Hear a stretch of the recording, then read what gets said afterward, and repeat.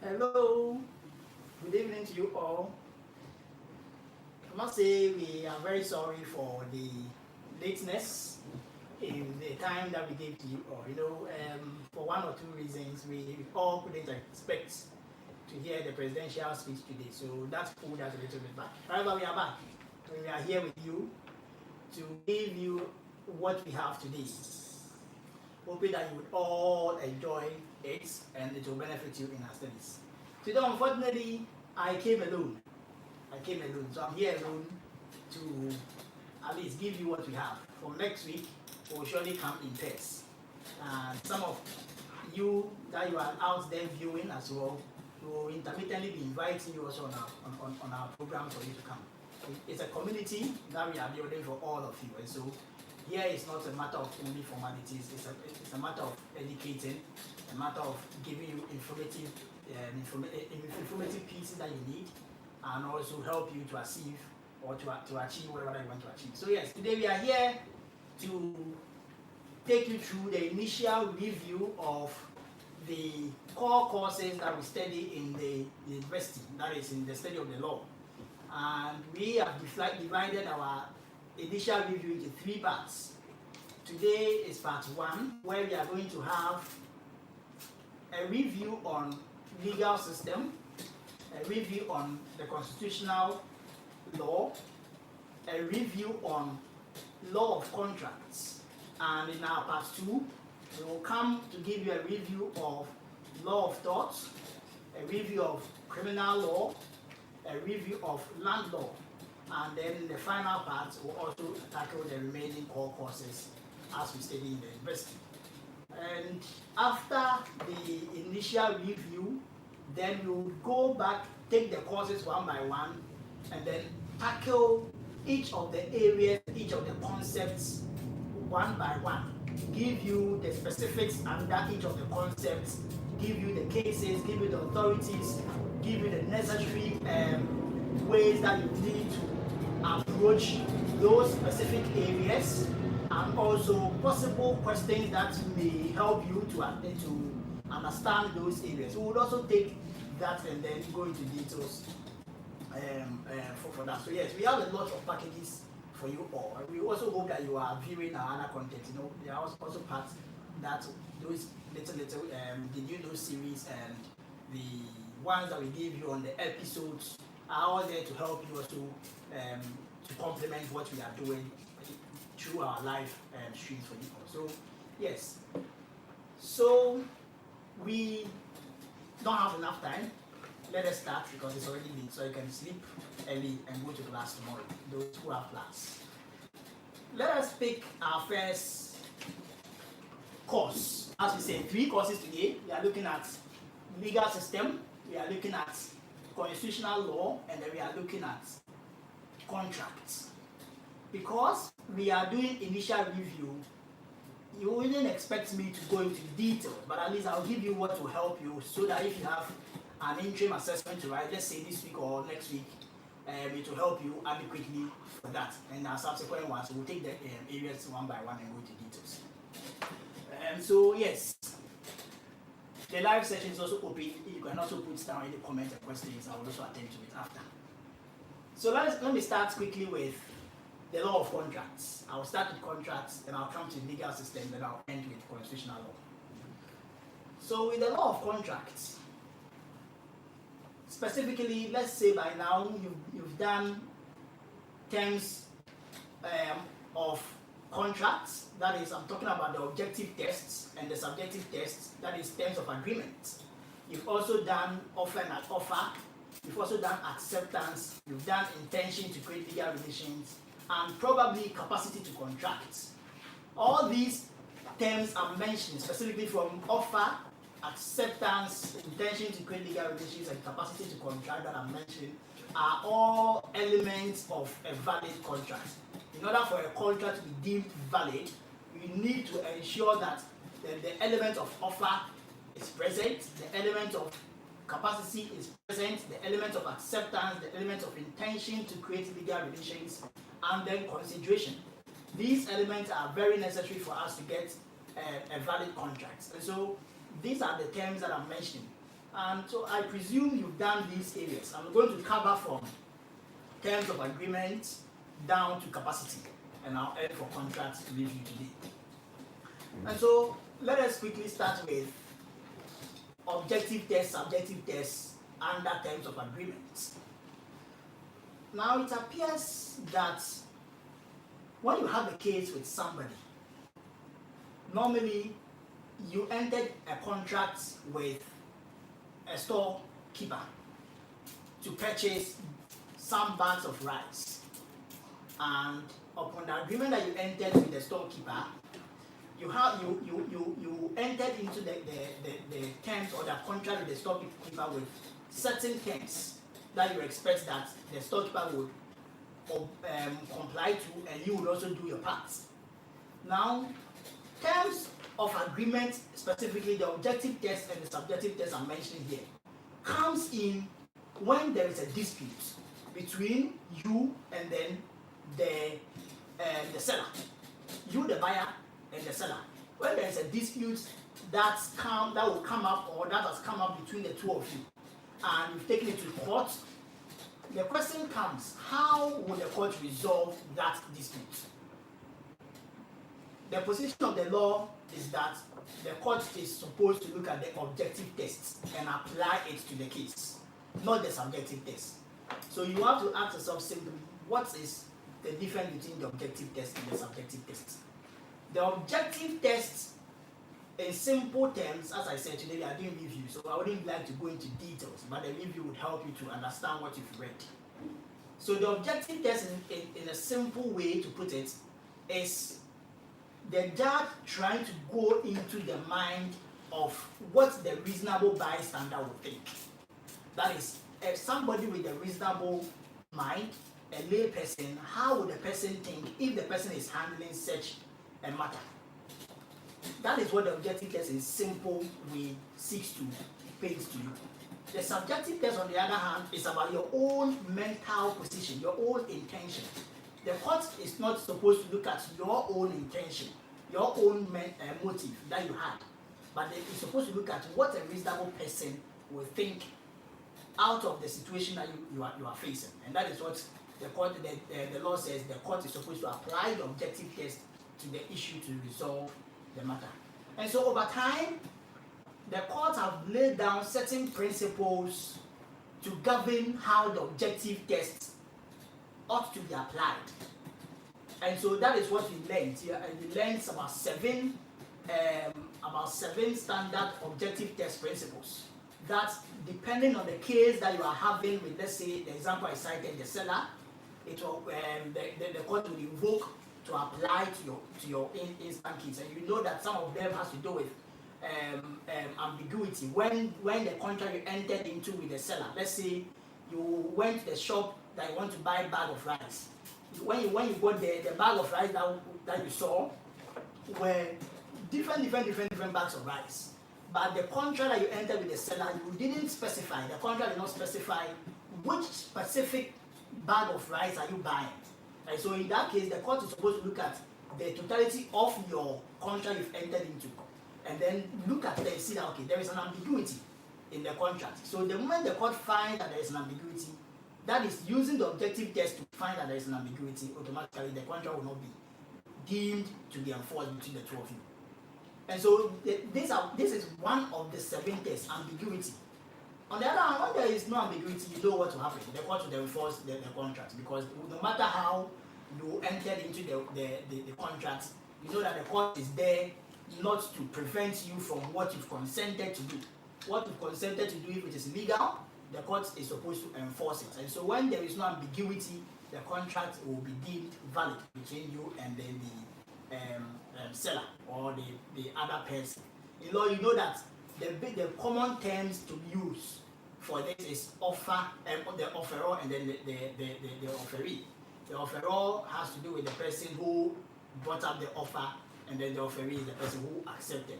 But I will get there when I get to offer and acceptance. So bear with me with the example I'm using with the seller and the buyer in this instance. And so yes, so when you take your question, or when you assume that you have a question at hand, and they are asking you to identify which of the objective tests will be applicable. Let's say it is a problem question. What you're expected to do is to assess all the objective tests, because they want to see that you indeed understand and you know the principles under the objective test.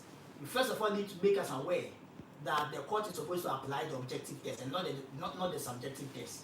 And then you lay down the 7 principles under the objective test with their cases, and specifically situate your answer to or your issue under the specific principle that is applicable. And that is how you'll be able to resolve it. Else when you jump to just go straight forward to resolve your issue with the one that is directly applicable, you're on point, but you may not really get enough of the marks, because you need to see that you understand all the principles. But usually the question on objective test or the terms of agreement normally has to do with essay questions, not problem questions. Normally it's essay questions that you come in. So they can ask you to discuss the objective test, and you would have to now discuss all the 7 principles, or they can ask you whether you agree to that and all that. So yes, that is basically about the objective test. But most of the time, the examination questions that comes hinge heavily on the elements of a valid contract, of which I mentioned earlier on: offer, acceptance, intention to create legal relations, capacity, and consideration. Usually, the questions that come, especially the problem questions, they bother much more on these areas. And so, you need to pay much more attention to look at what is the difference between an offer and then invitation to treat. What is the difference between that? Because any question they ask you, you need to distinguish the two if the question borders on offer. So you've read Gibson, you've read NTSC versus entry. These 2 cases are very important.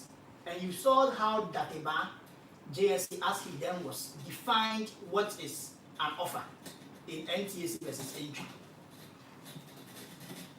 One thing you need to understand, the difference between an offer, which is an offer that would end up creating the contract, and then the invitation to treat, is that from the NTSC case we read, an offer must be definite. The terms of the offer must be definite, meaning it must not leave any significant terms open for further negotiations. So what does it tell you? It tells you that an invitation to treat is not definite. An invitation to treat is not definite, but an offer must be definite.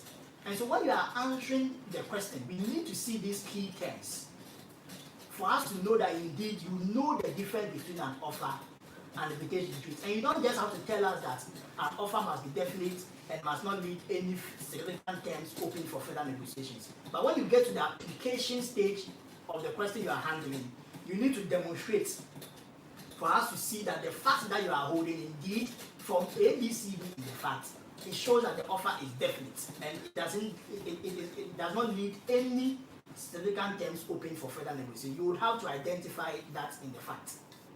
That is what will give you a plus, and not just by telling us that an offer must be definite. And so that is one key thing you need to identify. When you get the problem question, you will tell us the two. What is an offer? What is an invitation to treat? If the question borders on that, you raise an issue whether so and so is an offer.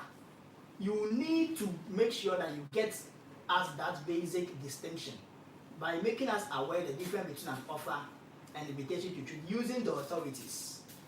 And so you remember what the Manchester City Council told Gibson, that this letter shouldn't be taken to be a firm mortgage. And then you go to that demand and also look at what's happened in the case, of which he came down to draw the conclusion that an offer must be definite and must not leave any significant terms open for further negotiation. You need to identify the law in that way. And then when you get to the application, you show us whether the contract you are having or the question you are having under the issue you are resolving, is it an offer? If it's an offer, why? Does it lead or does it leave significant terms open or not? you identify that, and that is what will make us aware that you indeed understand the principle, and not just by stating the principle. Before I conclude, I will show you a simple way to write, so that you don't jumble your work when you are writing, especially in the problem question. Earlier on, we sent a video, or we have a video on our channel. You can check it out. That is showing you or how to approach a problem question. So you can look at that also for further way in writing a problem question. Now, under an offer, that's huge word, an offer, of which I've said that you need to identify the difference between an offer and invitation to treat. Under invitation to treat, we all understand that we have different types of invitation to treat. And so when they ask you the question they may ask you may fall under one of the invitations to treat. It could be that there is a display of items on a shelf. It could be that it is an advertisement. It could be that it is a circular. It could be that it is a general offer. Any can come in. You know the types of invitation to treat that we have. And so when they ask you the question, and the question also demands that it falls under one of the exceptions, or one of the types of invitation to treat, then you don't have to only distinguish between an offer and invitation to treat, but you need to go further to also make us aware which type of invitation to treat it is. If the question you are going to resolve, the issue you are resolving, it's appearing that the correct answer to that issue will be under an invitation to treat and not an offer. Your first issue could be that it is an invitation to treat. Your second issue, you also find an offer. I will show you how you identify issues, even though it is in the video I've indicated earlier. But essentially, when you have the question and then it appears that there is maybe, let's say, an advertisement, like what's happening in Caleb versus Catholic Smooth Ball, or Patrick and Crittenden, what you need to do is that you identify the difference between offer and invitation to treat, and further make us aware that advertisement is one of the exceptions, or one of the types of invitation to treat. And then you show us which of the authorities, the two authorities or any other authorities that you name, that directly falls under the facts that you are handling, and then you apply it to the question that you are dealing with. So yes, you need to approach it in that way, and then you have a good case. It's not by you just stating the difference using Gibson and NTSA or any other case, and then you move on, whilst you know that it demands you to go further to show us which of the types of invitation to treat the person fall under. And additionally, you need to also know that under offer, there are various rules that apply, or various principles that apply to what makes an offer valid to create that contract. And so you need to pay much more attention to the question. When they ask you the question, identify whether there is a lapse of time in the question. What creates lapse of time? You know the common law position, you know the Ghanaian position when it has to do with lapse of time and revocation of a contract. And so you need to look at those lines and see the question. Normally, most of the problem questions they give in contracts, normally they look at that area especially. They will tell you that the contract was made on 1st April 2022. When the contract was made on 1st April, Frederick, who was my guest I brought last week, the offer was made to Frederick last week. Let's say that the offer was made to Frederick last week. Last week, Sunday, that the offer was made to him. Now, when the offer was made to him, he is expected to accept the offer as at today. But within that 1 week, something comes up in between. And what comes up is always important for you to identify. What is the effect of what comes up? And what comes up could be that I either revoked the offer I made to Frederick, or Frederick sent to me a certain response, of which that response that Frederick sent, it could be that it is a counter offer, or it could be that it will have an effect of a mere inquiry. And so you need to look at those specific things that come in between the time frame that has been given. And in other words, all what I'm trying to describe to you is that under offer, not all situations that an offer can be made today and the acceptance is expected within the next second. An offer usually, and from the problem questions that we normally have, an offer would be made as on a certain date, and acceptance would also be expected on a particular date. Normally, we describe that type of offer not in the way people call it open offer, firm offer.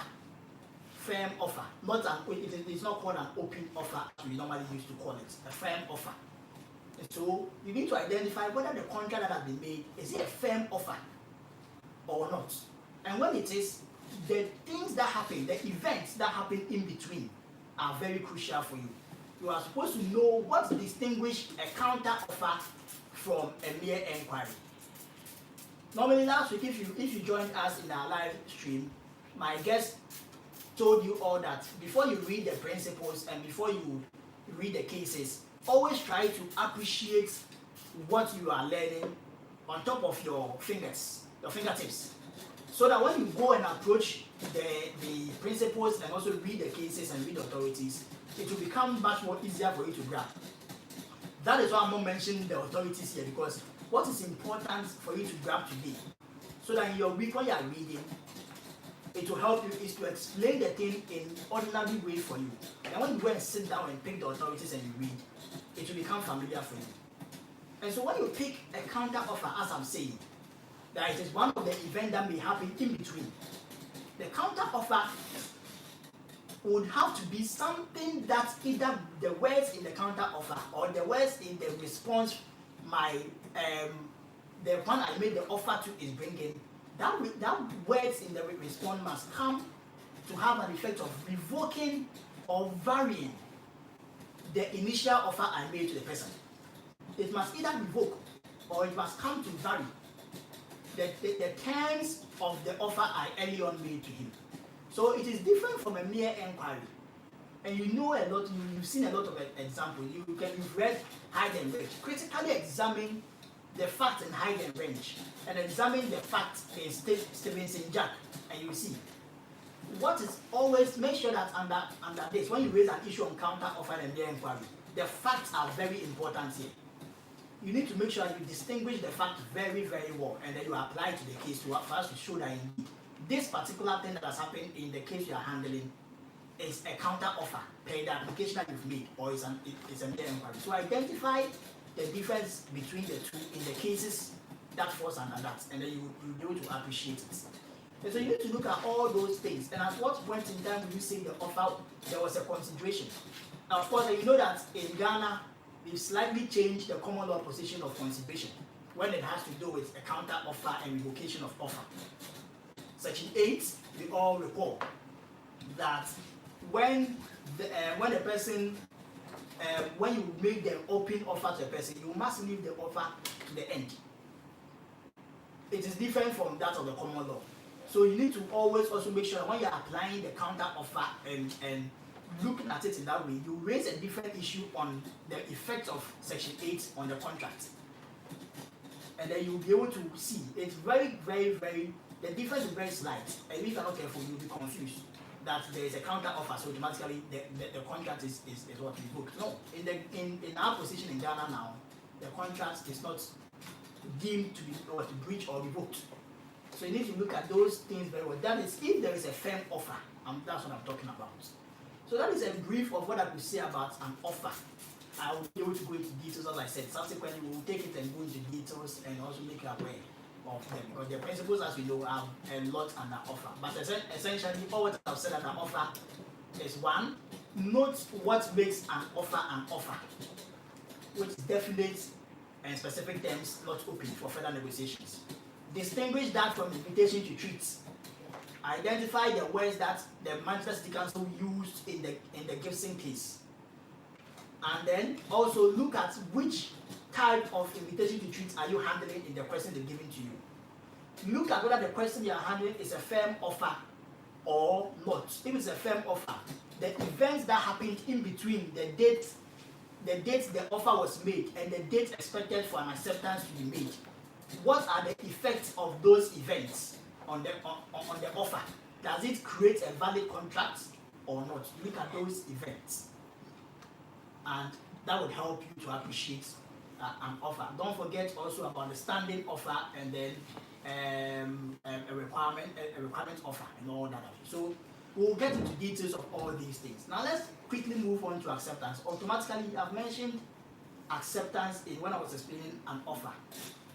All what you need to know under acceptance, for brief, is to pay attention to the principles under acceptance.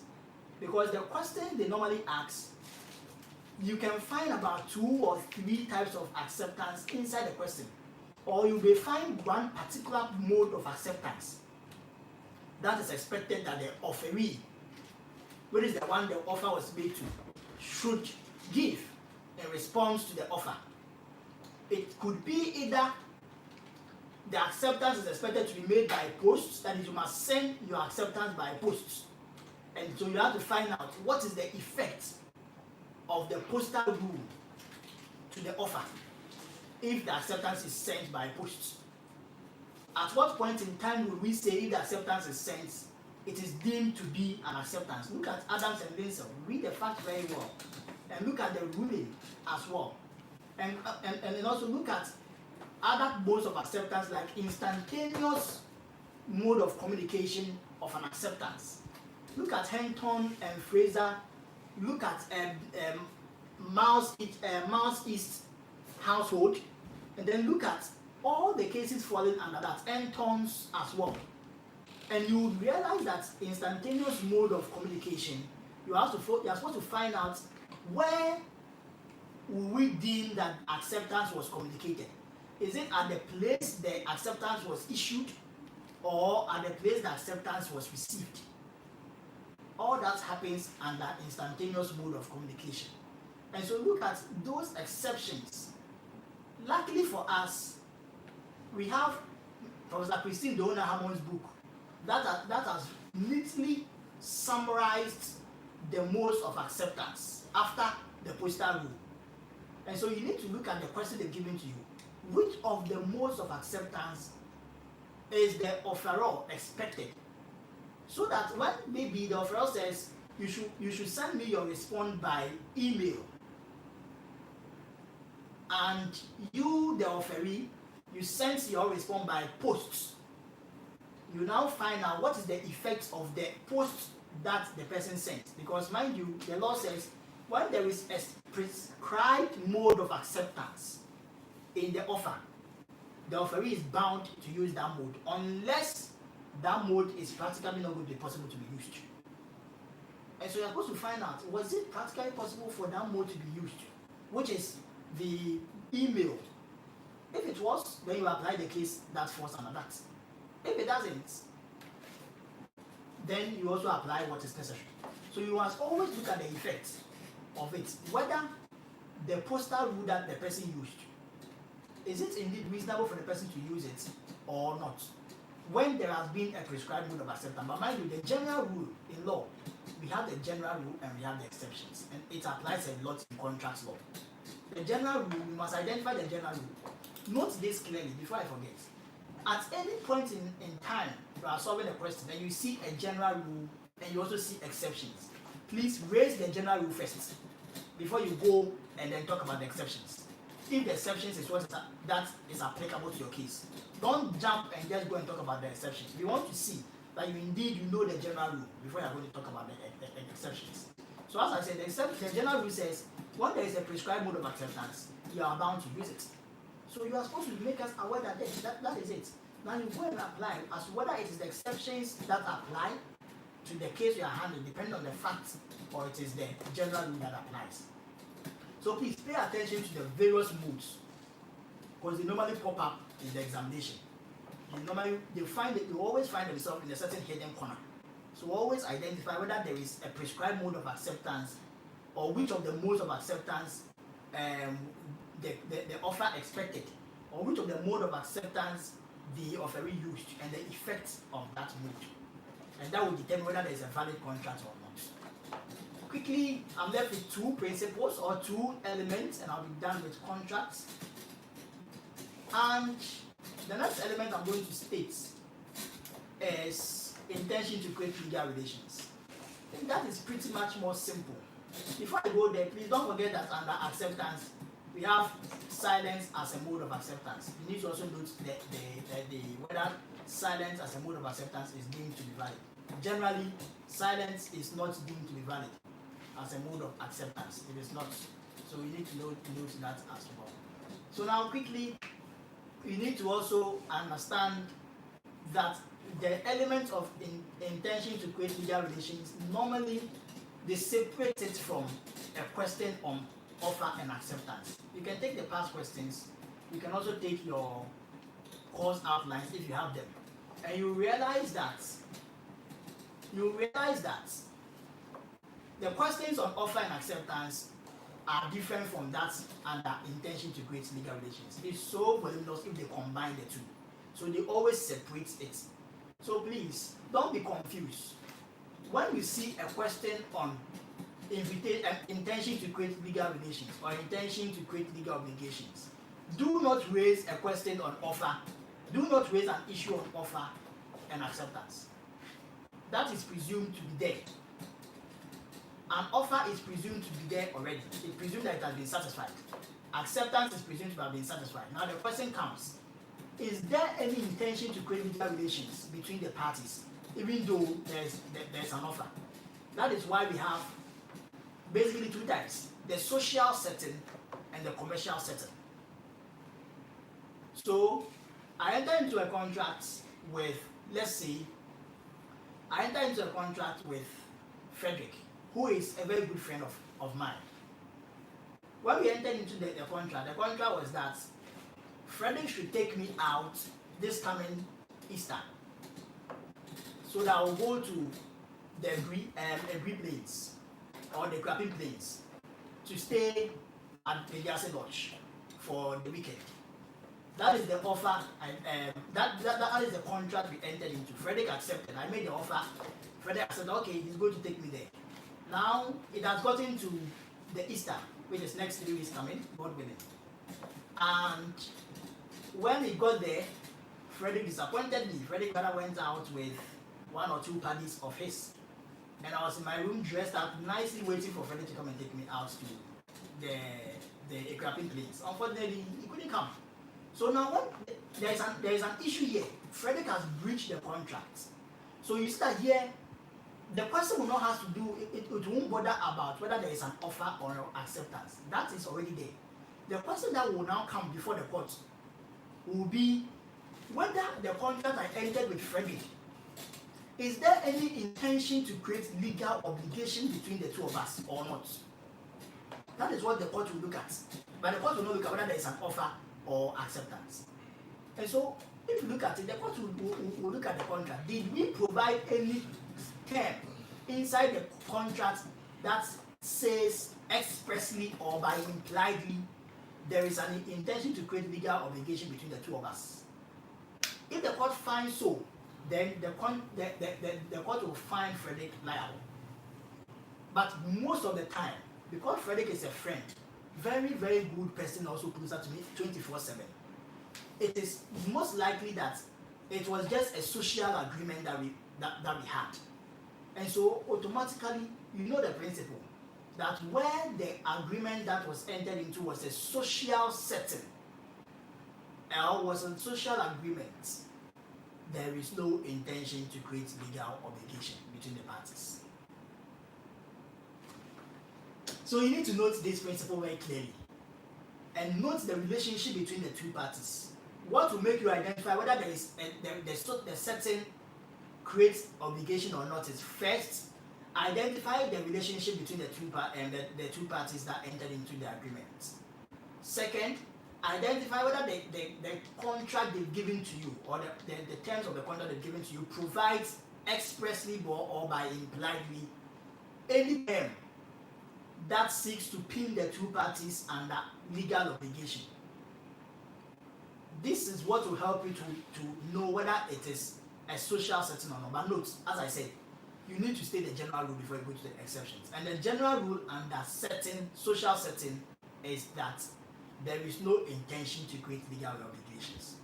But when you think the exception applies, by looking at the express terms and the implied terms of the contract, then you go further to pin them down. So look at the cases that falls under that, and you'll be able to identify it very well. And the other ambit of intention to create legal obligation, I'll come to domestic affairs. But the other ambit is the commercial setting. The commercial setting, in simple terms, is the opposite of the social setting. I enter into a contract with Standard Chartered Bank. The contract we entered is that I need a loan from them. They give me the loan. The time comes for me to pay the loan. And I must say, Standard Chartered Bank has a very good loan packages to people. So it's good for me to use them as an example. So they gave me the term. The term was really, really, really beneficial. That I should pay the loan within 50 days. The time comes, I've not paid. The interest has accrued on it. I've not also paid the interest. So an issue comes. The court will not go and bother at all to find out whether there is not an intention to create legal obligation. What the law said is that where it is a commercial setting, there is an intention to create legal obligation. Unless the parties provide otherwise. That is the opposite of social setting. Social setting, there is no intention to create legal obligation. Commercial setting, there is intention to create legal obligation. Social setting, the parties can provide that it should create legal obligation. Commercial setting, the parties can provide that it shouldn't create legal obligations. So get the differences. Commercial setting is the opposite of social setting. The last thing under intention to create legal obligations is that we have the domestic affairs. Social setting is not only about friends. It also has to do with domestic affairs. And you know that under the law, generally the questions they ask falls under 3 types of domestic affairs. 1, married couples, people that have married. What is the effect if they enter into a contract or an agreement? The law generally says it's not binding because there is no legal obligations.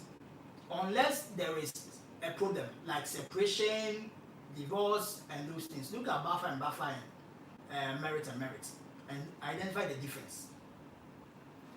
And then the second type of domestic setting under the social setting has to do with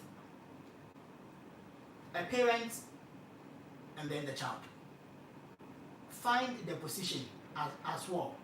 Look at the Panavatin case and look at the position as well in that. Then the last one has to do with people living in a domestic environment. They live at the same place, that is one home, but they are not indeed connected by way of relative or parent-child. They are not connected. What is the effect of that also on them? Look at that. And you'll be able to know the question that they give to you. If you understand it in this way, I've broken it down. When they give you the question, all what you need is that remember your authorities and apply them. The last is capacity to contracts. Capacity to contract is also voluminous as how offer is voluminous and as how consideration is voluminous. But essentially what you need to note is that under capacity, Ghana, our position is that unless you are at a specific type of age, 21 years, you are not supposed to have capacity to enter into a valid contract. This is the general rule that we all know. In UK that we adopted this from the common law, they've changed their position, but in Ghana we still hold on to the general rule that 21 years. So you need to identify, this is the general rule, state it. The question they ask you, the capacity of the child, will you just pin the person down and say the person does not have capacity, so the contract is not binding on the child, which is the minor in this case? Or the question, and you will pin the person down that it is binding on the minor. Before you pin the person down that it is binding on the minor, then it means that you are looking at the exceptions to the 21 years age. Although you may not be 21 years, but the law provides that there are certain circumstances that a minor will enter into a contract. That contract will be binding on you. And in other words, we call it voidable. It is not. It's not void. There are some of those contracts that the minor has entered into the agreement, but the court will not look at it to be void. The court will look at it to be voidable, means you can take steps to repudiate it.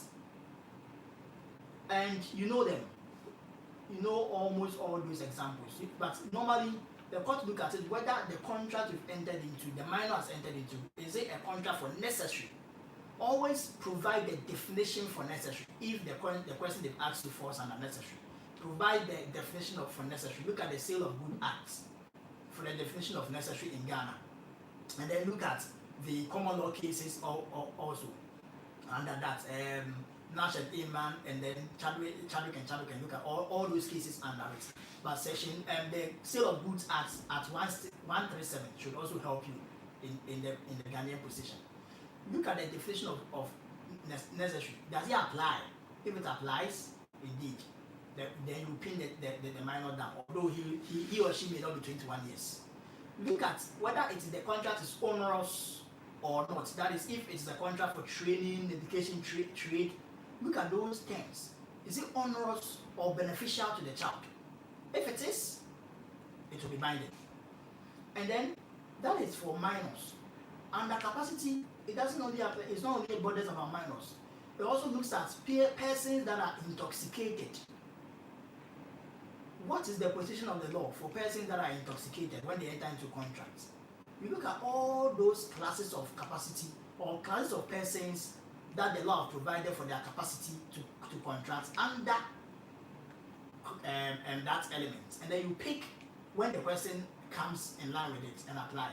And also, normally people don't pay attention to contract when somebody has entered into a share purchase of shares of a company, purchase of lease, as well. Look at those things. Currently in Ghana, at first, before Act 992, that's the Companies Act, when you purchase a share and you are a minor, that is below the age of 21 years, that will not be binding on the minor. But currently the law has changed from Act 992. Look at section 12 of Act 992. When you are 18 years, you can be a member of a company. So you can purchase shares in Ghana now. When you purchase a lease, or when you go for a loan, let's say this student's loan especially, the legal position is also slightly different. Because it is loan, student's loan and those kind of things, the law is slightly favoring the person granting the loan. And so you look at the position of the law very well, and when the question is given to you, you pick and apply it to it very well. So that is all I can say for now about contracts. So when you go to an examination, mind you, questions on capacity will also be different. They won't ask you anything on offer and acceptance over there. It will be too voluminous for you. So they will give you the questions separately. So raise the questions only in respect to that particular element you are dealing with, using the principles. Normally, the trick is that in contracts, when you want to identify the issues, every sentence you read generally should give you a hint of an issue. Every sentence you read generally should give you a hint of an issue, especially under offer and acceptance. And also an invitation to intention to create legal relations. You are not normally, it doesn't demand you to raise a whole lot of issues. Very few, maybe 2 or 3 issues over there, not like offer that can give you about 12 issues. So you look at those things very, very carefully and you raise the issues necessarily. Don't raise the issue as you see it. Don't bother to solve and go and come back. Raise the issue as you see, because raising the issues give you marks, even if you are unable to solve all of them. But raising all the issues before you come and pick them one by one and resolve gives you marks. And so look at it critically. Sometimes the test you write may also be in true or false, or maybe in A, B, C, D. And in that case, you need to read the principles very well so that you'll be able to know which of them, if they ask you the principles very well, and it demands you to say true or false or A, B, C, D, you pick them out. But normally in examination, you will write, you will resolve problems. So look at once again, our video on how to solve a problem question, and then you will see all these things. Let me now move on to our second course, which is legal system, and I'll end with constitutional law. Now, legal system, I'm also going to tackle very few. I won't go into detail because it's very broad. I can use just few minutes as we have on our hand here to tackle everything. But as I've promised you, we'll come and take the areas one by one under these courses and deal with them drastically for you. But for general view of legal method and how to learn legal system, legal system, normally you need to have your background, your historical background needs to be okay. I won't say it should be strong, but make your mind ready to appreciate the history. We are not expecting you to use the history to resolve your problems, but what the history does is that it helps you to appreciate the current situation of our legal system. So when you are resolving, you get to know where we are and where we are not. That is why they sometimes teach you topics like legal traditions, introduction of British jurisdiction. They don't teach you for just teaching's sake. It helps you to appreciate the legal system that we have and what actually exists in our legal system at this moment. So at least have a general idea of the history, and then have a general idea of the current legal system we practice. When you've been able to read, when you've read your constitution very well, it will not be difficult for you. The constitution is the Bible of the law. So you read it very well and get used to it. And so, legal system, under legal traditions, you need to understand that there are differences between legal systems and legal traditions. Legal systems are, for want of better words, the babies of legal traditions. Legal systems are the broader umbrella, or they are the broader families that we are able to create legal systems out of them. So every country has their own legal system. Ghana, we have our own legal system. Every country, US have their own. France, they have their own. Now, so all these legal systems created by every country on their own created that legal system they practice, or the legal system Ghana we practice from a particular legal tradition. So meaning the legal systems, you can find more than 100, but legal traditions, there are few. And the notable legal traditions that we know are common law, civil law, social, and then the African, the Islamic as well. These are the common ones that we know.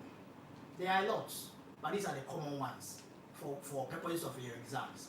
And usually, those that you need to pay much more attention for purpose of examination is common law, civil law, and to some extent the socialist law or the social law.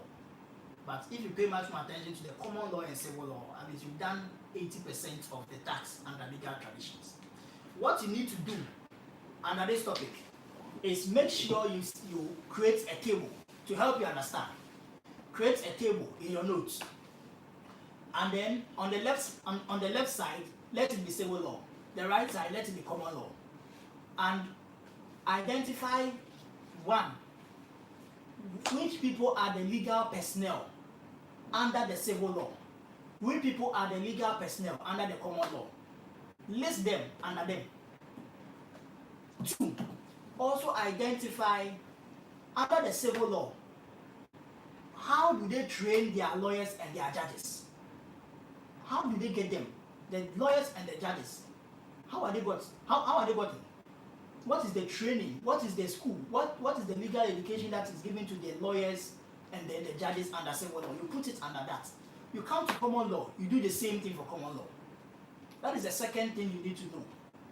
Then the third thing you need to know under civil law is what are the features of the common law legal tradition. What are the features? You know that one of the features of the common law legal tradition is that the judges are inquisitorial. So you come to common law under the same heading, noting the features of the common law. You know that the judges are adversarial, or the court system are what? The courts are adversarial. But civil law, they are inquisitorial. I mean, they are supposed to also investigate the judges. They are supposed to investigate the matter before them. But for common law, the judges are adversarial. They just have to sit down, listen, and apply the law.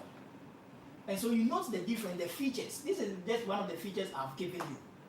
And then you also know that under civil law, one of the features is that a lawyer does not rise up automatically to become a judge, but you need to go through a certain process of schooling. But the common law, a lawyer can just rise up to become even a Supreme Court judge. And we saw typical example happening under this current government, where our own Professor Mensa Bonsu, JSC, currently in the Supreme Court, was a lecturer at the University of Ghana and was appointed by His Excellency Nana Dankwa Akufo-Addo to the Supreme Court. We also saw Yoli Kolendi JSC being a practitioner, a lawyer, who was also appointed by His Lordship to the Supreme Court. Same applies to a lot of lawyers. That is for common law, but you can't do that in civil law. So you note the difference, the features, and that would help you. To some extent, you can also add the fourth element, which is the sources of the two systems. What are the sources of common law? What are the sources of civil law? You will say there are differences. So in a sense, four features: the personalities or the personnel under the two systems. Look at the features under the two systems. Look at the sources under the two systems. And then look at the mode of the legal education, or the mode of which they get their practitioners and their judges under the two systems. When you are able to do these distinctions clearly, it will help you.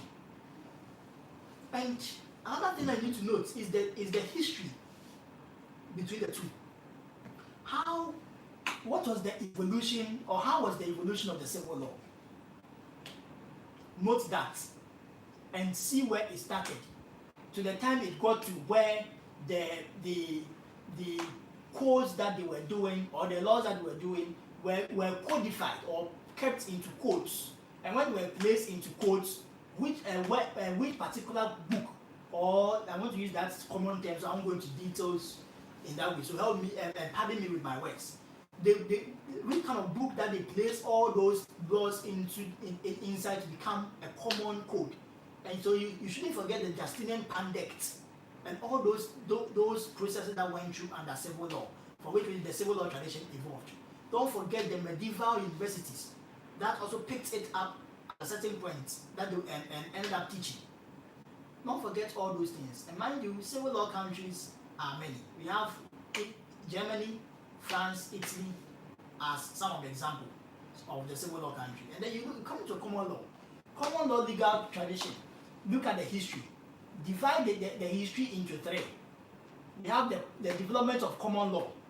That is after the Norman Conquest in 1066.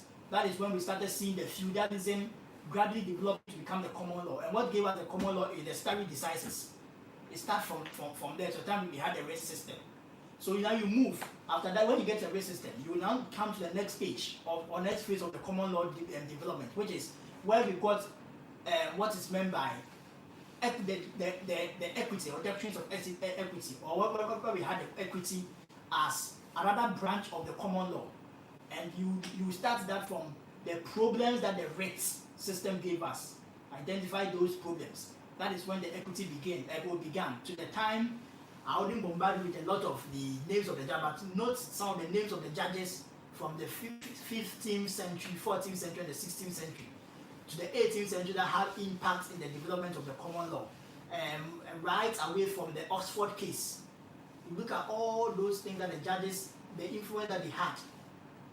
For which reason we had the common law, and then look at the common words that some of them use, like the equity varies according to the length of the chancellor's foot. And look at those common things and the effects of it that created.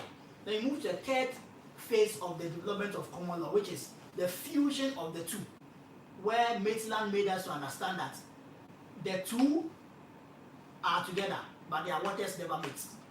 The two streams are together, but their waters never mix. When did that start? It started from 1874, after the passage of the Dedicator Act. So the two came together to give us one system of common law. So we trace the history, give us the salient things under the history of the two. And that would help you easily to identify. So create the table and do the differences. And it will help you to appreciate the two systems. So that any question they ask you on any of the two, you should be able to handle. Usually they will ask you any of the characteristics, the distinctions, or give us the advantages, the disadvantages, or tell us the history. So you look at those areas and then see. Then the next is classification. I won't talk much more on classification because we have a video on our channel that we've given you on classification of law. We've given a breakdown on that topic where we're able to identify, try to give you a breakdown of the branches of classification of law that we could have. Mind you, everybody can classify law according to what they want to achieve, or the interest they are looking at, or the information they want to put out. But generally, you need to note that we have the international law branch, the municipal law branch. When you go under the municipal law branch, we can also further break it down into civil and then what? Criminal. When you pick the civil, we have the public civil and the private civil. The public civil has to do with constitutional law, the administrative law, and then the tax law. That is, public civil has to do with, it is not criminal, but the state is involved in the action. That is one clear distinction that you'll be able to make. And then you now look at the private civil. Under the private civil, you know them, the contracts, the tax, immovable property, and all that have you. So look at those specific branches and their characteristics as well. Then you generally come and look at the importance of classification. When you go and view the video on classification, we gave you how you should classify or how you should group the importance of classification. Well, we made you to understand that classify them according to groupings. The importance of classification to lecturers or the teaching of the law. Importance of classification to the study of the law or to students. That to practitioners. That to adjudication or to judges. And all that, group them accordingly. And you have a very good work representation, because classification of law benefits each of the classes or each of the groupings on a separate level. And I remember one of you asked me, what are the connections that you can get between classification and the various branches of classification? It's so simple. You pick substantive law and then you pick adjectival law. What do you see? What is the connection that you can get between the two? Will you be able to get any connection? If yes, you do so. Let's see example. Substantive law and then law of contracts. What do you see? What is the connection? It's like relationship. Substantive law gives you some kind of connection to contract because they have something in common. What substantive law gives us the rights, tells us the rights and privileges and the responsibilities imposed on a party or a party is entitled to. Same applies to contracts. So we need to be able to find some connection over there. Then you find the disconnection between substantive law and adjectival law. Substantive law deals with the rights and entitling somebody who is entitled to certain rights. Procedural law is not about rights. Nobody has a right under procedural law. Nobody has a right under procedural law. That is what the law says. So you need to comply to procedure. The procedure says A, B, C, D. Do this before you will be entitled to this. So that's a disconnection. So you need to find the connection and the disconnection between the various branches of law. Just pick them. The easy way to get them is that where a certain type of law falls under a certain branch, automatically it will have a connection with that branch. Where the law falls outside that branch, though there may be some connection, but the disconnection may be high because it is because they fall outside that branch. That is why they are not connected.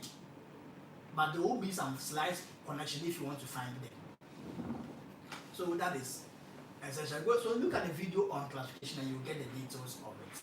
Now the next thing is also on introduction of British jurisdiction into Gold Coast. that one as well, there is a video, comprehensive video, that through the good article that was reviewed by our own Dr.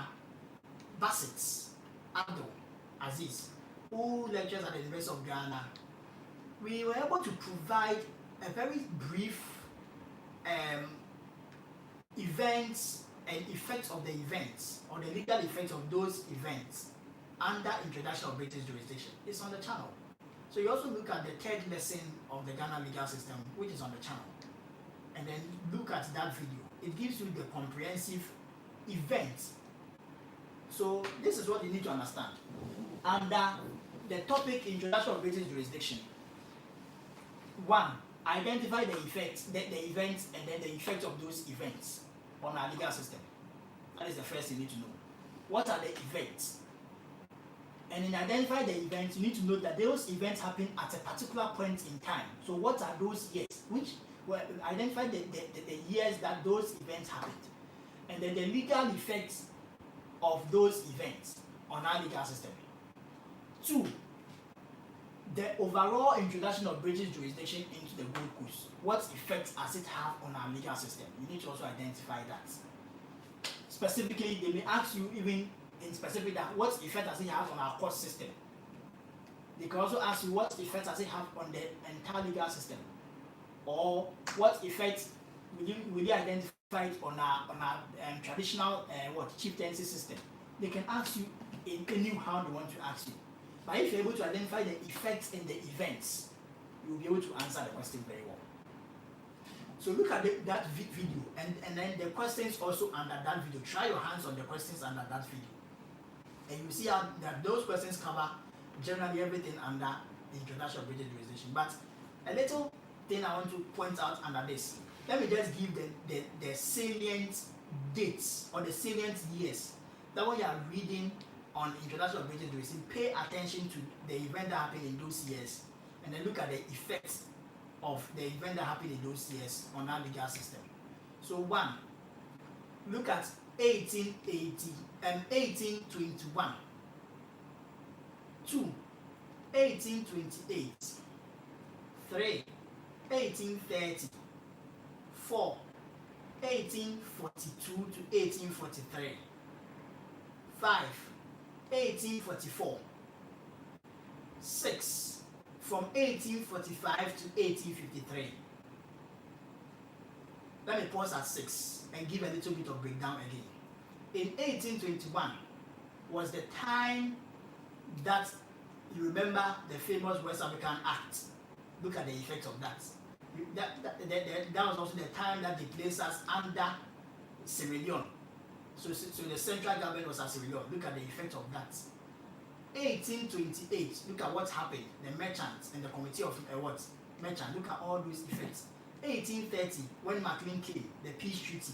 And then the famous declaration by Maclean, which also led, the famous declaration by Maclean was around the 1834, which made the British to eventually decide to ratify or rationalize the relationship that they have with us, so that to have a force of law. That led them to 1842, 1843, the Parliamentary Select Committee decision that they made. When you pick the effects that the event that happened in 1842, 1843, which is the Parliamentary Select Committee, look at, they can ask you a question on that alone. To what extent were the recommendations by the Parliamentary Select Committee implemented? So look at them. Which of them did they implement early? Which of them did they implement later? Which of them they didn't implement at all? Look at that. That is the event that happened in 1842, 1843. 1844, the bond of 1844. A person can come alone on that one by asking you what are the clauses in the bond, the 3 clauses. Discuss the 3 clauses. And then because it has to discuss the effects of the clause and the repugnancy clause under the bond on our customary law. So they can ask you a whole lot of questions. So look at the bond, there are 3 clauses of the bond. Look at it critically under 1844.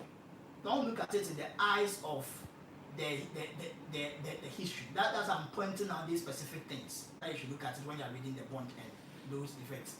Then you look at the way that people patronized the court system from 1845 down to 1853. They didn't have jurisdiction on a lot of cases, but our people patronized it a lot. Look at the effects. That made us to get the court system that we encouraged them to give us the Supreme Court that they gave us in 1853, which currently we are now practicing the Western way of resolving issues. It started from that angle. Look at the effects. Look at the first Supreme Court we had and the jurisdiction of the Supreme Court in relation to the High Court of Admiralty in 1853. Look at that. And then look at what happened in 1865. Then the next one also, you need to look at what happened in 1872 down to 1876. You remember that if it was history that we were doing, somebody could have mentioned the Sweet River Convention. Remember that's where the British had an agreement with the Danes. But in law, you don't need the Sweet River Convention around that period. It's not relevant for us. What we need is that just move on and tell us that it was the end of seeing that those kind of war between the Ashantis and what the British, and eventually 1873 we saw the Judicature Act, which 1874, 24th of July, when the war ended on 24th of July, we also had the Judicature Act that was passed. So look at the effects of the Judicature Act of 1874. And it is very, very important that Judicature Act of 1874 it still exists as of today. That is what we call the General Statute of Application. If you've not vetted your mind to that, the Judicature Act that we normally refer that we saw in the introduction of British jurisdiction is what we currently call it under our laws the General Statute of Application. Is part of it. Essentially, what the Judicature Act was doing is to make us understand that all laws that existed before 1874, that is the common law, are applicable in Ghana. But laws after 1874, that dates 24th July, is not applicable. They are not applicable in Ghana unless we choose to pass it into law in the country for it to be binding on us. That is why we have common law. So what gave us the common law under Article 11 of the Constitution is the Judicature Act. So look at it very critically. That is one of the effects that you can see. And so look at it. I'll just give you a hint of one of the effects, how you'll be able to connect the events to the current act or the current situation in our country. Then look at the Supreme Court Ordinance of 1876. Look at the clauses under the ordinance, the repugnancy clauses, the structure of the courts, the qualifications of the judges, the jurisdiction of the various courts, compared to our court system today. Because they can ask you a question on that alone for you to compare to our court system today. So look at that as well. And then you look at the judicial assessors arguments that came in 1878, and then gradually the native courts ordinance as well that was repealed and later on passed in 1927 and all that. Look at all those events. These are some of the very important years that you need to pay attention to and make it reflect in exams or in your question that they will ask you. And so that is what essentially I could say for now on the introduction of British jurisdiction. But the video gives you further details of most of these years, but supplement it with the little bit of the explanation I've given, especially looking at 1842-43. Before you understand what happened in 1842-43, you need to note the effect of the peace treaty that Maclean entered into in 1830, and the declaration Maclean made in 1834, thereabouts, on the mentality that the British were having as if they were colonizing us, or as if they thought they had dominion over us, which led to the Parliamentary Select Committee report. The extent of that report. Look at the Bond of 1844. Look at the First Supreme Court of 1853. Look at the Judicature Act and the effects it is having now on us. Look at the Supreme Court Ordinance and the native court ordinances and all that. And you see that you can be able to do a better appreciation of the introduction of British jurisdiction comparing to what is happening today in the country. The last thing under legal system is the court system. Since that one I wouldn't go into detail because it's a broad topic. That one, you will look at the history of the court system. You will look at the jurisdictions of the courts. You look at the hierarchical arrangement of the courts.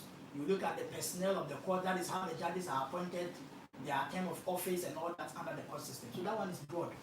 So I wouldn't tackle that on that. But all what I'll say under that is that we'll come into details on that topic.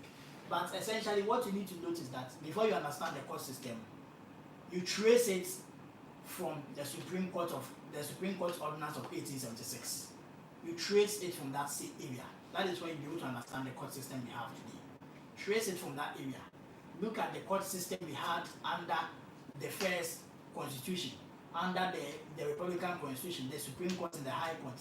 Later on, mind you that under coup d'etat era, we had the full bench of the Court of Appeal serving as the highest court. But under the Supreme Court, under the civilian government, we have the Supreme Court operating as the highest court of the land. Look at those petty things. Which year did we have the full bench? Which year did we have the Supreme Court? And what was the structure of the court system during all this era till now? What is the court structure? You will see that the court structure clearly stipulated under Article 126 of the Constitution today. But before you understand the court structure under Article 126 of the Constitution today, and before you'll be able to understand the powers vested in the court under Article 125 of the Constitution, trace it from the Supreme Court Ordinance, look at the history, and you'll be able to appreciate it. So that is what I could say about the court system for now, because as I said, there are a lot of subheadings under this topic, of which we would have to have a special video or program or show for it.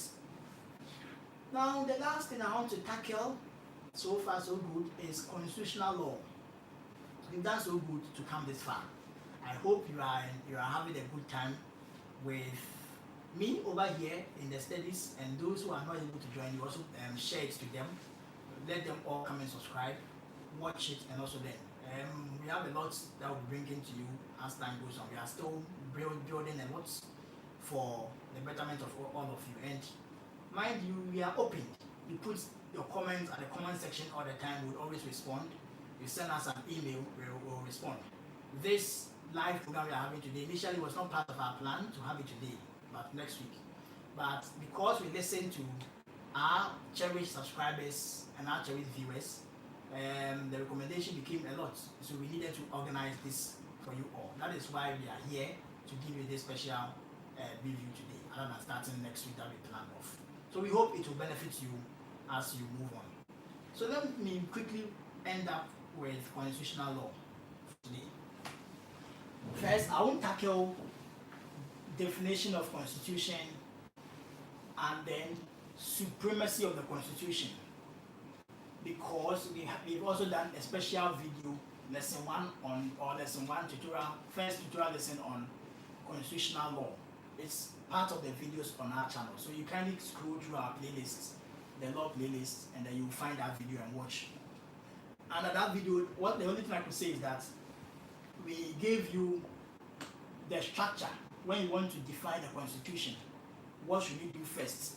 When you pick the constitution and then you want to talk about it, what should you do? Always have it at the back of the mind that any person they ask you on the definition of constitution, they need you to provide what somebody has said, critique what the person has said, or write a critique by discussing what the person has said, as to whether it is broad, narrow, whether it has the various elements, the effect of it.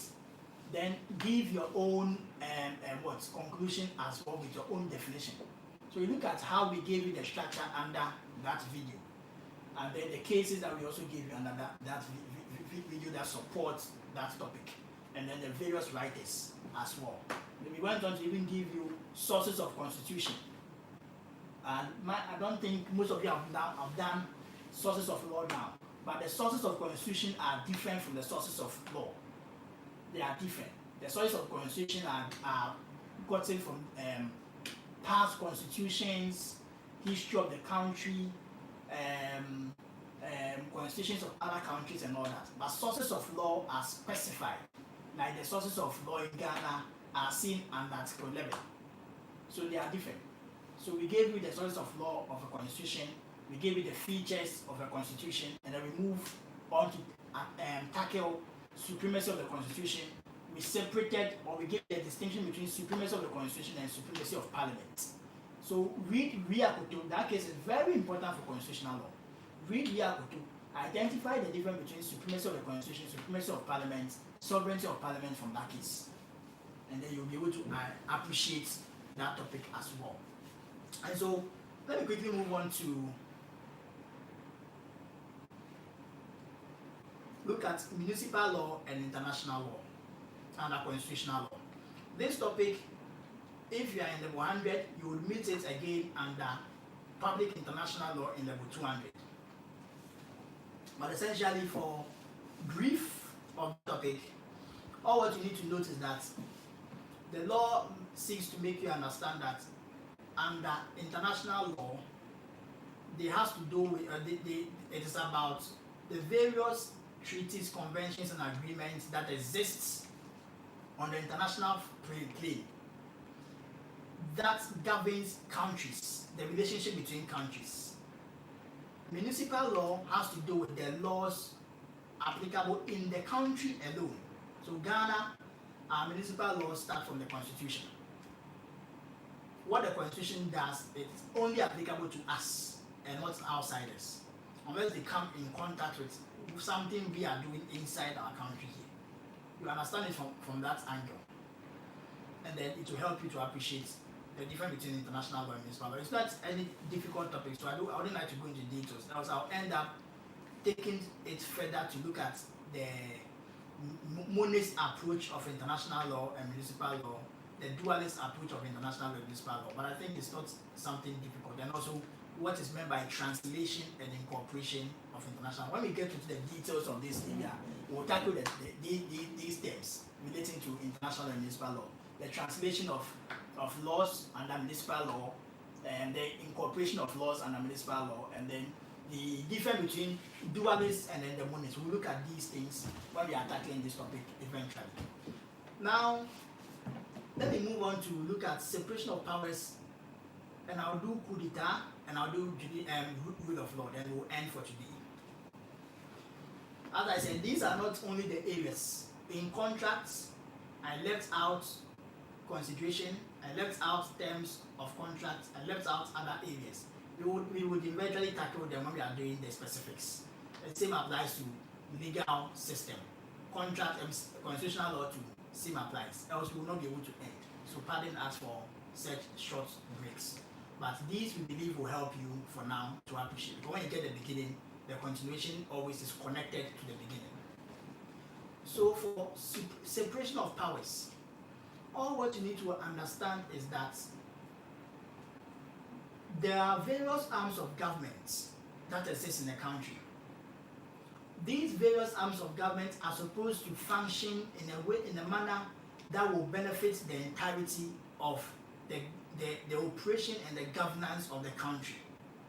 And so there is a certain concept called separation of powers. It is not a principle, it is a concept called separation of powers. It is not a doctrine, it is a concept. In law, it is a concept called separation of powers. This concept comes in to equip the government or the organs of government to operate effectively. And so they need to be separate from each other. That is what you need to appreciate and understand. The concept comes in to make the government operate from each other separately. And so what you need to note is that there are two approaches or two views under separation of powers. Whether the watertight approach of separation of powers or the flexible approach of separation of powers. So they may ask you to discuss these two, or they may ask you a problem question relating to Ghana, and you are supposed to find out whether the Ghana's separation of powers is watertight or flexible. We had this watertight and flexible approaches from the concepts, the development of the concepts and cases. Now, in order to appreciate the watertight and flexible approach I'm talking about, see what Baron de Montesquieu said about separation of powers. identify the types of the types of organs of parliament the types of organs of government under his definition of separation of powers, and note the problem with his definition of separation of powers, whether it achieves watertight or flexible as well. Then you do the same for John Locke. What are the types of organs of government under his definition? Identify whether it is watertight or flexible, and the problem with his definition. Which country is it situated with? That would help you to appreciate the watertight and then the flexible. The watertight has to do with the situation, for instance, where government, a typical example could be where we had in our 1979 Constitution of Ghana. The executive arm of government was totally separated from Parliament or the legislature. The members of the executive arm of government were taken outside the legislature. That is an example of watertight. So when you are a member of Parliament and you are appointed to become a minister, automatically you vacate their seat. So you no longer serve as a member of Parliament, but you rather become a minister of state or a minister of the country under the executive arm of government. So we had that under our 1979 Constitution, where the executive was separated from Parliament, and that gave us a lot of problems. And so that is what made us to decide that, okay, we are not going to practice that watertight under the 1992 Constitution. So we gave some proportion that majority of the executive should come from Parliament, and then minority may come outside Parliament. That is what you see under Article 78 of the 1992 Constitution today. But initially, all members were coming outside. So in that instance, you can see that it is flexible. Our Constitution today makes it flexible in that example that I have cited. So you need to look at it in that way. Watertight means they are two separated. They don't deal with each other. Their functions don't deal with each other. Separated. All what they can do is that they check on each other. But their functions are separated. The members are separated. But flexible could mean where they intertwine, but they still perform their function. So look at John Locke's, compare John Locke's definition of separation of powers to Baron de Montesquieu. Then after you do that, you also come and look at the cases that is supporting the watertight and flexible and the definition of separation of powers and the effect of separation of powers. Look at what Justice Soa said in 24 as Attorney General. We've neatly also provided what Justice Soa and what Justice Akins said in 24 as Attorney General and then MPP versus Attorney General, the 31st December case, respectively, in one of our Did You Know episode. Check the Did You Know episode 7. I see when we're talking about the effects or the meaning of or what the 1992 Constitution represents. See the two cases displayed there. You'll be able to find some of the key words relating to separation of powers in that definition that the two justices gave in the two cases I've mentioned. And so you will identify what they said over there and look at it. What is the effect of what they are saying to separation of powers? And the famous quote of or the famous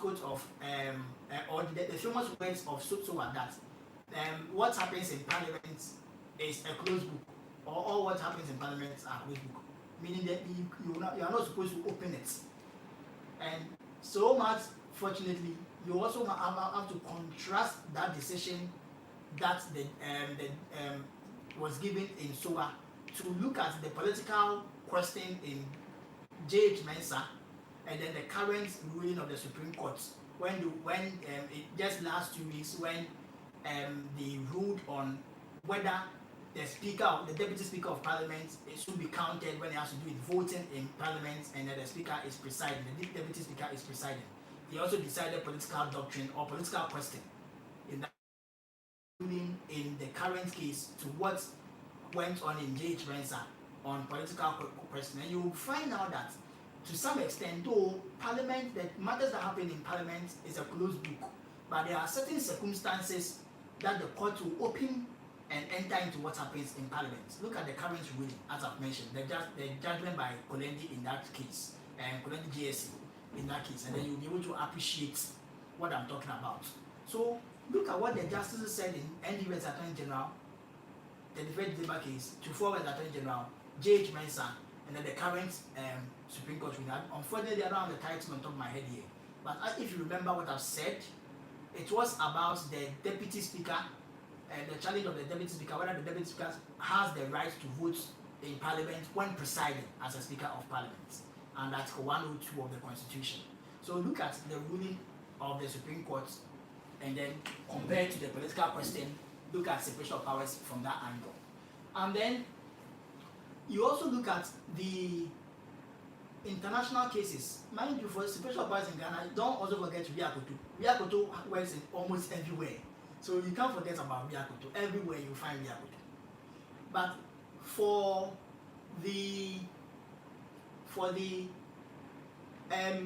outside cases, that's also it's very important for you to look at. Look at Nixon versus US or Nixon versus Sirica. Look at what happened over there. See the ruling, pay attention to the argument of Nixon, and look at what the Supreme Court and look at what the judge said with respect to the argument of Nixon. And you get to see whether what the judges were saying, what Nixon was saying, whether they practice flexible or they support flexible or watertight. Look at all those areas, and then look at what the decision of the Supreme Court also in the Youngstown Sheet case. Look at it very well, especially look at the judgment of the 3 justices. Pay particular attention to Justice Jackson. And if I'm you, I will quote what Jackson said. If I'm solving a question, Justice Jackson, I'll quote what he said in separation of powers. It's one of the powerful quotes under separation of powers. So please, if you can chew it, it's not that hard because we all learned it when we were there. We all chewed the quotes, used it very well. Don't just chew it and go and write. Chew it, make sure when you're writing, you explain it very well in respect to separation of powers. Watertight, flexible, and the effect of separation of powers on the governance. Look at it very well. Justice Jackson's quote in Youngstown case. So these are some of the things that you need to look at it under separation of powers. Eventually, we'll go into details of it, as I've said. Under constitutionalism, which is another aspect that falls under constitutional law, generally has to do with 3 elements. Constitutionality has to do with institutionalism or limitations placed on institutions. It also looks at substantive, that is the substantive law restrictions that is placed, and then the procedural restriction that is also placed. So you look at all these elements. These are key elements under constitutionalism. That when you pick them, you look at it one by one. What are the substantive limitations constitutionalism places on governance or on the various arms of government? You pick, that's where you do the comparison. Pick executive and then legislature. Find the substantive limitations. Pick executive, judiciary, do same.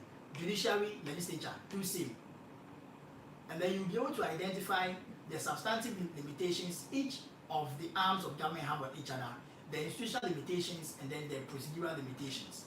The procedural limitation on Parliament, example is Article 106 of the Constitution, which has to do with how they make law.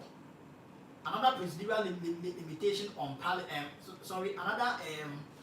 institutional limitation on Parliament has to do with when they pass law under 102, who signs? The President. See Article 106 of the Constitution. See also the institutional limitation that is placed on the executive when they appoint a Chief Justice or Justice of the Supreme Court. The Parliament serves as limitation on them, so they need to come for vetting. Look at the appointment of justices under Article 144 of the Constitution. Look at the removal of justice under 146. They all serve as institutional limitations and sometimes also go further to serve as substantive limitations. So look at those things under constitutionalism. Because when they ask questions on constitutionalism, normally they are looking at you to display these elements. They're looking at you to display these elements and look at compare it to the various arms of government and see how they serve as limitations on each other. Because constitutionalism has to do with limitations. Constitutionalism has to do with limitations. And so look at it in that way. And rule of law, and I'll end on coup d'etat. Rule of law, essentially, two things you need to look at. First, the proponents of rule of law, that is those who have written, those who are the people that we normally refer to when we talk about rule of law. Once again, remember, separation of powers is a concept, constitutionalism is a concept, rule of law is a concept under law. So what the rule of law, the two people that we normally refer to, A.V. Dicey and Ivor Jennings. So look at what A.V. Dicey said about rule of law. Look at the elements of rule of law from A.V. Dicey's position on rule of law. Compare it to that of Ivor Jennings and find out what Ivor Jennings also said. It appears it's almost like a slight opposite of what A.V. Dicey said. Look at it very well. And don't forget the famous thing about equality, the argument on equality that the two of them had, as to whether all persons are equal or there must be equal among equals. Look at the two positions by the two people, the argument that they had. It helps you to appreciate rule of law because the central element of rule of law is equality. The central element of rule of law is equality. So look at it very well from the two people. Then now come to the second ambit of rule of law. What normally you need to also do. Find out the various elements under rule of law. I want to use elements or requirements to make you properly appreciate because law students are normally used to those words. But what are the various elements that makes rule of law efficient? You look at example like equality is one of the elements of rule of law. Every rule of law, there must be that element of equality. So let's come to Ghana. We practice rule of law here. How will you be able to see one of the elements I've mentioned, equality? Where will you find equality in our law? Article 17 of the Constitution and the Supreme Court ruling. Gatti versus Nati. Compare the ruling of Gatti and look at the ruling of Nati versus Gatti. Look at that ruling, compare it to what A.V. Dicey and Ivor Jennings said and see which of them is the Supreme Court of Ghana supporting in that case. And look at Article 17 as well of the Constitution for equality. The next element under rule of law, certainty. Certainty, meaning the law must be certain. Everybody must know what at least the law says. Certainty. Certainty. And so the Constitution provides for certainty. And clearly, you can even see that because we want certainty, everybody must know what the law says. And Article 19 of 5 of the Constitution, when there is no crime or when there is no law making an act an offense, you can't arrest somebody and say the person has committed an offense. For certainty's sake, the law says there has to be an act passed by Parliament prescribing a certain act to be an offense. For certainty's sake. So see Article 19.5 and Article 19.11 especially as examples of clauses that helps you to understand certainty. And look at the case of Chachuchikata versus the Republic, Municipal as well, how they display certainty and predictability in that case. Then I prefer giving you the Ghanaian cases because it helps you a lot. Though don't forget the foreign case of Associated Provincial Picture House case and then the Minister of Civil Servants case as well. They all help. And then the in-re-em cases as well. They all help. So don't nullify those cases. They can even ask you a question alone on those cases because they are very, very crucial under rule of law. But normally people don't pay attention also to the Ghanaian cases. That's why I'm mentioning the Ghanaian cases to supplement those outside cases. So I've mentioned Gatti versus Gatti for equality. I've mentioned Nati versus Gatti, I've mentioned Chachuchikata case as well for certainty and predictability. Another element and a rule of law that you need to also look at it is or has to do with human rights. There has to be the provision of human rights as well. So look at it in that way because rule of law has to do with human rights. And that is where you even find that currently the New Delhi Declaration on Human Rights, the civil and civil rights civil rights and all that are coming to play. See chapter 6 of the Constitution for example of the New Delhi types of right, the New Delhi Declaration of 1958. Look at those types of rights. It's encapsulated in our Constitution. Chapter 6 of the Constitution provides some of those rights. And so look at the human rights. We indeed have human rights also under chapter 5. So look at those things, and then they will help you to appreciate and see the 31st December case as well for that. So look at the element. There are various elements under rule of law. I'm giving you 3. There are lots. So you look at it and pick and then attach the cases to it. Identify whether they are practiced in Ghana under our constitution and the foreign cases that are on it. What are the propositions? Look at Rich and Baldwin. Look at Associated Provincial Picture House case. Look at the Minister of Civil Servants case. Look at the Inri M case and the Ghanaian cases of Chachu, Gate, then the French December case, and a whole lot of cases under rule of law, even including Riakoto. So please look at these things and they will help you very, very well. And I would always prefer students reading Riakoto from G and G other than the GLR. So that is a little bit of personal advice. It's the reading from the G and G helps you much more, in my view. So try it and see. And the last thing I want to say is that, and the rule of law is that we have a difference between rules of law and rule of law. Rules of law is where the law has provided for rules. Do this, do that, don't do this, don't do that. Rule of law goes beyond rules of law.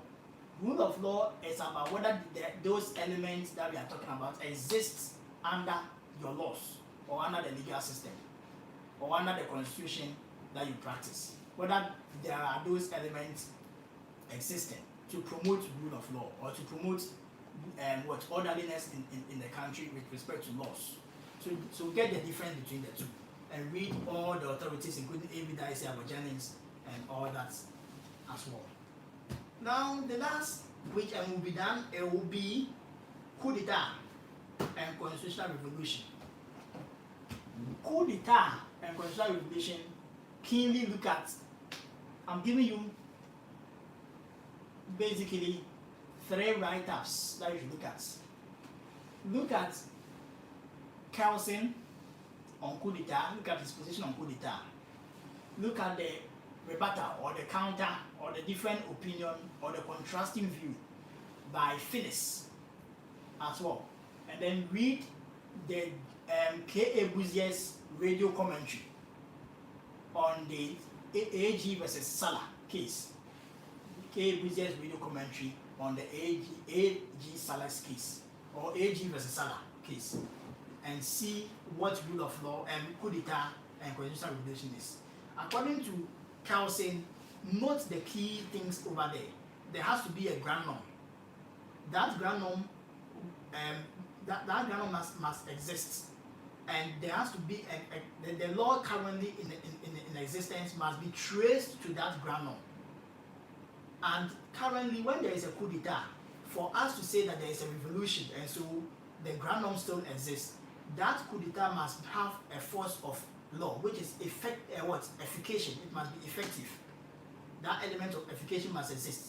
So you look at all those things because they can give you a problem question where you start people demonstrated, and eventually they stop demonstrating. So you are supposed to identify whether it has had a force of law, which is by Kelson, efficacy has set in or not, and whether there is a grand norm and all that. You look at those things. Contrast it with Finis, where Finis gave us 3 things that must be satisfied: succession, rules to rules. Look at the various aspects and compare. When you take succession, compare to what Kelson is saying. When you take rules to rules, compare. And then when you take his last element, which I've a little bit forgotten from on top of my head because I'm not referring to any book, so I'll not be able to record everything. But there are 3: succession and rules to rules. So look at, and then the last one is competence. Look at these 3 elements from Phyllis, and then see how these by Phyllis compare to Kelson.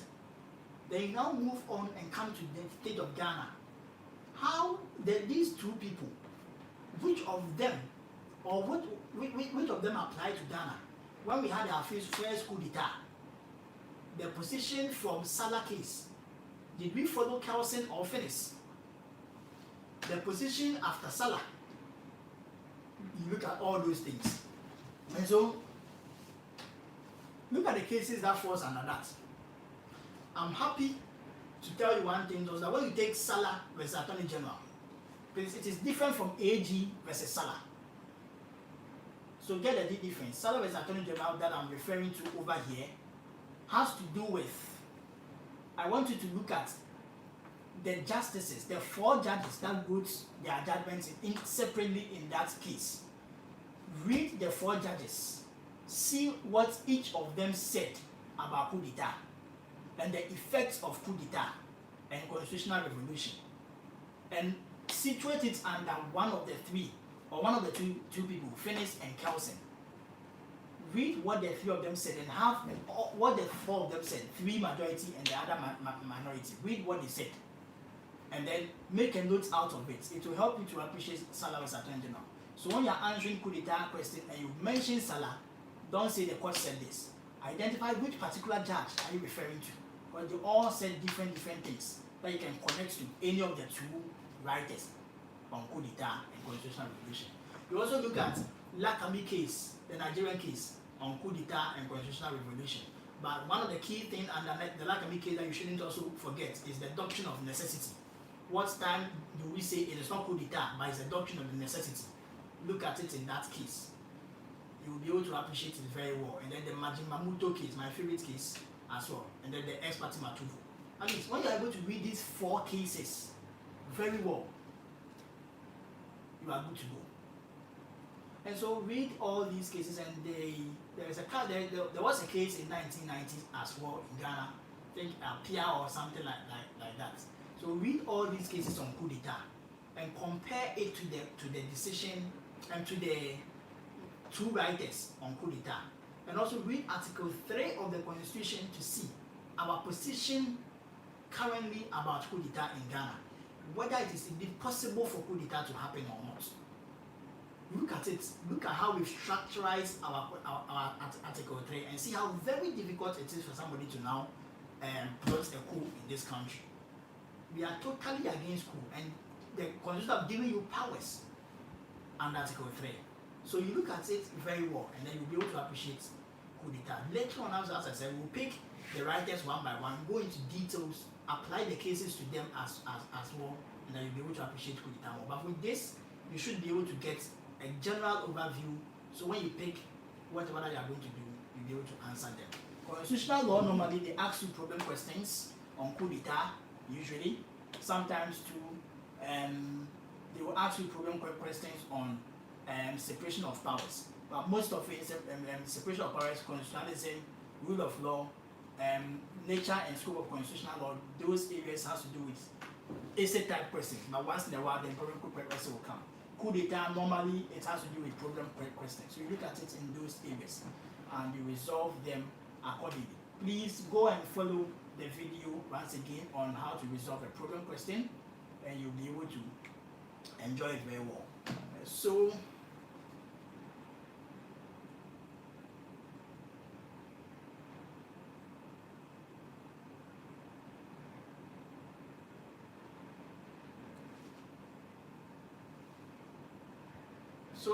that is what we have for you today.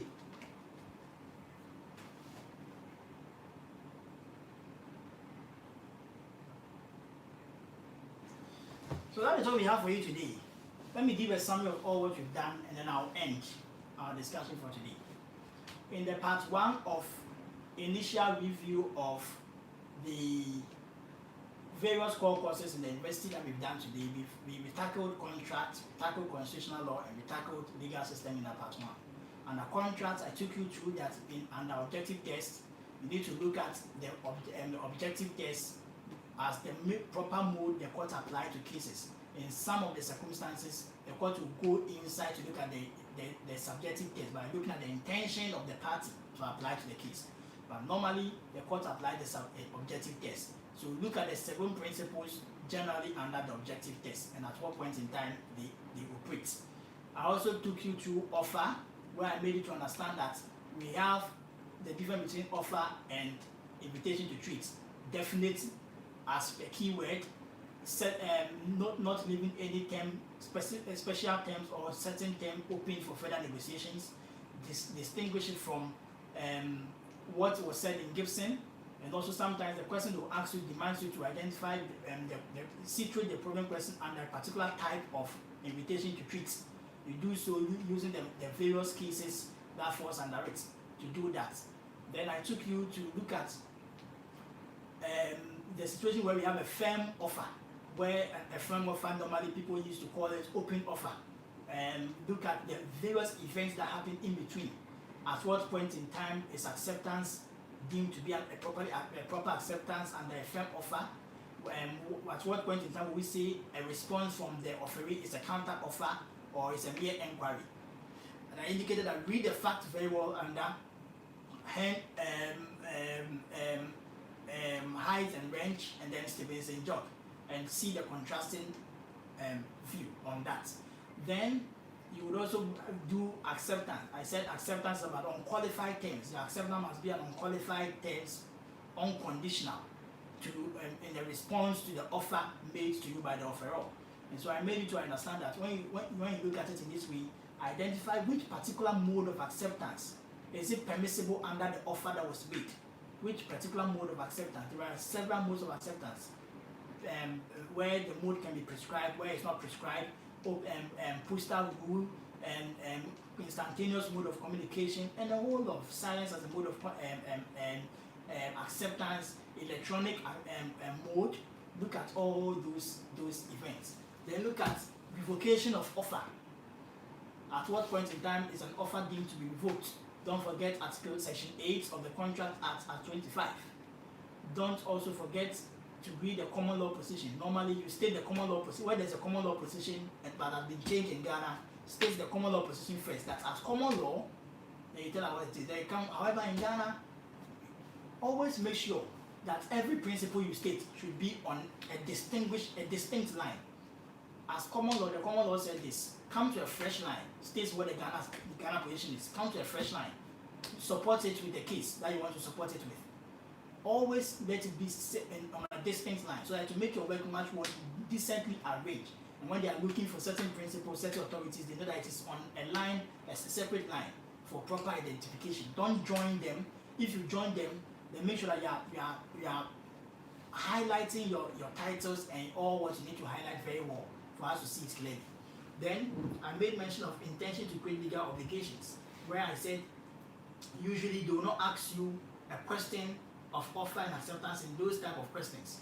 So you only have to identify issues under that. And I said we have the social setting, the commercial setting. The social setting is the opposite of the commercial setting. Social setting, there is no intention generally, unless the parties expressly or impliedly provide. Commercial setting, there is, unless the party expressly or impliedly provide that there is not. And we have the domestic setting also under social setting, where we have marriage couple. We also have parents and the child. We also have people living, but they are not really related by blood or by any relation, but they are under a domestic setting, all falling under the social setting. We moved on to look at capacity to contract, where I told you to look at the age as the general rule and look at the exceptions. The exceptions comes in the instances where there is a problem as to whether the contract the minor entered in is a necessity or a necessary. And I said look at the Sale of Goods Act, Act 137 for definition of necessary in Ghana. Look at Nash and Inman, and then the various cases that falls under that. And then same applies to if it's a contract for trade, contract for employment, contract for education. Look at the terms, harsh and onerous. Is it harsh and onerous? Look at the cases that falls under all those areas. Then I move to legal method, which I made you aware that you look at the video we provided on classification of law, and I only added a few things to it. That under classification of law, that if you want to determine the connection and the disconnection, the first easiest way to know is that the connection, the various branches that falls under, the various types of laws that falls under a particular branch means that they have some connection with that branch. Those falls under the outside the branch means that they have largely disconnection with other branches. So look at it in that aspect and identify the various connection and disconnection. And we watch the video on classification of law on our legal system episodes. Then same applies to introduction of British jurisdiction. Look at the video on that as well on our legal system episodes. And I provided that particularly pay attention to the various years I mentioned early on. 1844 bond, 1842-43 Parliamentary Select Committee, the Supreme Court of 1853 and their jurisdiction, the Supreme Court Ordinance of 1876, the Judicature Act of 1874. Look at all those things and other things that I said in relation to that. I moved on to also look at that I advise you that to understand civil law and common law, create a table. On the left hand side should be civil law, right hand side should be common law. Identify the history, break them down. The history of civil law, the history of common law. Come to the personnel of civil law, personnel of common law. Come to the features of common law, features of civil law. Come to the sources of civil law, the sources of common law. Identify them separately, and you'll be able to do that. So when you go back, you'll remember all the examples I cited and how I broke some of the history down for you to appreciate. And we moved on to constitutional law, where I said you should watch the tutorial lesson we gave on the first topic of constitutional law, which is the nature and scope of constitutional law, and the supremacy of the constitution, and then what? Parliamentary supremacy. And I advise you to read Riakoto case for supremacy of parliament, sovereignty of parliament, constitutional supremacy. Don't forget the 31st December case as well for that topic. We moved on, and I also advise you that you should be able to grab as much as possible, make it part of your fingertips, or let it be on your fingertips, the dictum by Justice Jackson in the Youngstown sheet under separation of powers. And when you're analyzing separation of powers, look at it in the view of watertight, flexible, the effect of separation of powers on each of the arms of government, and in collective way, how the separation of powers affect them. Then I said look at Baron de Montesquieu compared to John Locke. Under rule of law, I made mention of Ivor Jennings, A.B. Dicey, where I also said look at the argument on equality between the two people, and look at the elements of rule of law and common law, and mix the Ghanaian cases with the foreign cases that you see. I mentioned some of the Ghanaian cases to support some of the foreign cases that we are commonly known for. And I said constitutionalism, we look at it is pure about limitations. The limitations the various arms of government imposes on each other. We look at that, and then lastly I made mention of coup d'etat as well. And I said read the commentary, K. Bouzier's commentary on the decision in AG versus Attorney General, which is a different case from Salah versus Attorney General. And then read Phoenix, read Kelson, and then read all the 4 justices' decision in Salah versus Attorney General. And then identify doctrine of necessity in Lankami, and then read Matuvo, read Majimbamutu, and then read Article 3 of the 1992 Constitution, and you will be fine for coup d'etat constitutional revolution. So viewers, I would end here. Initially, we will come again to do a live stream for you. Subsequently, we'll also be doing videos without having live stream, but to be posted. You'll see people on this, very able people on this channel having a discussion. We will eventually be bringing some of you on the channel to also have an engagement. We are open to also listen to whatever that you have. We will come out to respond to them. And we also encourage you that you share the video to people, encourage them to watch, subscribe, write your comments, and like all our videos. Kindly don't forget to watch our Did You Know series. Watch our videos that we provided on the law, because they help us to make everything easier over here. And subsequently also the Did You Know series as we've done to help everybody, not only lawyers or not only law students. We have special content that we are very soon going to launch to also help and educate the wider populace in the country on their rights and responsibilities and other things outside, but a little bit related to the law. That will benefit everybody that is interested to learn. Thank you very much. Enjoy your new week, and then the new month will be entering this week. Have a wonderful day. Thank you and goodbye.